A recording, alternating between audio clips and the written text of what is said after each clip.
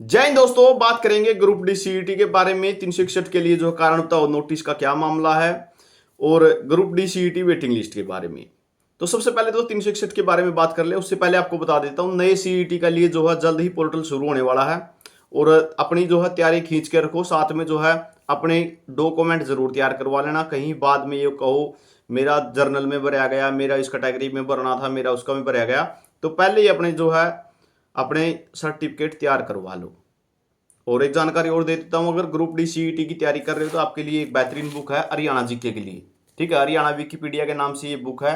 सारा hand written notes है ये। ठीक है, सारे हैंड रिटन नोट्स हैं, कर्ण कौशिक सर के द्वारा तैयार की गई है। नियरेस्ट बुक सेलर पे भी मिल जाएगी आपको। साथ में जो है इस नंबर पर व्हाट्सएप करके भी अपना ऑर्डर लगवा सकते हो। मैंने खुद रीड की है, बहुत अच्छी बुक है, कोई दिक्कत वाली बात नहीं है। अपनी मंगवा लेना। जो भी हरियाणा जीके की तैयारी कर रहा है, ग्रुप डी सीईटी की तैयारी कर रहा है, हरियाणा जीके 25 नंबर की आनी है सीधी सीधी।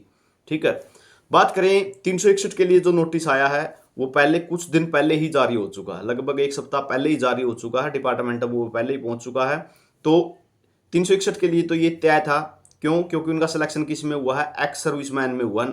कैंडिडेट किसके हैं? ईएसपी के हैं, खेल कोटे के हैं। सिलेक्शन किस में हुआ है? एक्स सर्विसमैन में हुआ है उनका। ठीक है, आपने देखा होगा रिजल्ट में पहले ही गड़बड़ थी। ये ईएसपी वाले कैंडिडेटों को एक्स सर्विसमैन में डाल रखा था। हालांकि 497 के लगभग बच्चे थे ये, लेकिन जब रिजल्ट रिवाइज हुआ था तो 66 से 70 बच्चे ऐसे थे जो रिजल्ट रिवाइज के कारण जिनकी कैटेगरी ठीक कर दी गई थी, जो कट ऑफ को कवर कर रही थी। ठीक है, अब यहाँ पे बहुत से कैंडिडेट ऐसे थे जो ईएसपी की कैटेगरी को भी कवर नहीं कर रहे थे।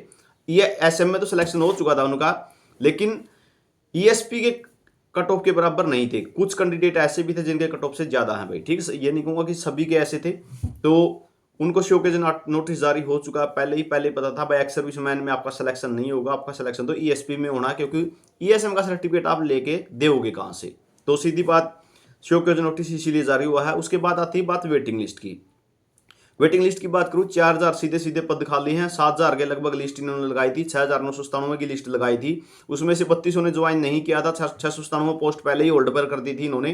तो 4000 सीटें लगभग सीधी सीधी खाली हैं। ठीक है, उसके लिए वेटिंग लिस्ट के लिए जो है बच्चे मांग कर रहे हैं। अब एचएसएससी इस पर क्या संज्ञान लेता है वो मामला एचएसएससी का रहेगा। उसके बाद बात आती है स्पोर्ट्स के बारे में। बहुत सारे साथी पूछते हैं कि स्पोर्ट्स वालों की लिस्ट आएगी या नहीं आएगी। तो बच्चों ने कुछ ने जो है केस कर रखा है इस मामले में कि आपकी जो वेरिफिकेशन है, ठीक है, आपका वेरिफिकेशन का काम कितना हो चुका है, कितने उसमें बच्चे जो है फर्जी हैं जिनका ये जो ग्रेडेशन है वो वैलिड नहीं है। तो वो केस के बिहाफ पे भी ही होगा। जो भी हाई कोर्ट की इंस्ट्रक्शन होंगी उनके बेस पे ही आगे मामला टिकेगा। और आपको बता दूं, कुछ साथी जो है पूछते हैं कि ईएसपी के लिए लगभग कितने नंबर सही रहेंगे। ग्रुप डी सीईटी का जो नया सीईटी होगा कि सिलेक्शन हो जाए तो आप 50 नंबर का कम से कम टारगेट लेके चलो कि 50 नंबर मेरे को लेने हैं, चाहे आप कोई सी कैटेगरी से हो, आपका सिलेक्शन पक्का है। ठीक है, क्यों? आपने देख लिया होगा ईडब्ल्यूएस की वजह से ज्यादा बच्चे ईडब्ल्यूएस में जाने के कारण 2023 वाली भर्ती में ईडब्ल्यूएस के में जो बच्चे हैं उनकी कट ऑफ 51 पे चली गई थी। नहीं तो जर्नल की 44 पे है, बाकी बीसीए बीसीबी की इनकी 39 और 38 पे है। तो 50 नंबर का टारगेट लेके चलोगे तो सिलेक्शन हो जाएगा। बाकी यूट्यूबरों की तरह या कह सकते हो मैं हवा में तीर छोड़ता नहीं कि 64 नंबर पे चली जाएगी, एसपी की 70 पे चली जाएगी, ऐसा कुछ नहीं है। ईएसपी में कंपटीशन कम है, अगर अच्छे से तैयारी करोगे तो सिलेक्शन पा जाओगे। तो ये जानकारी आप सभी के लिए रहेगी।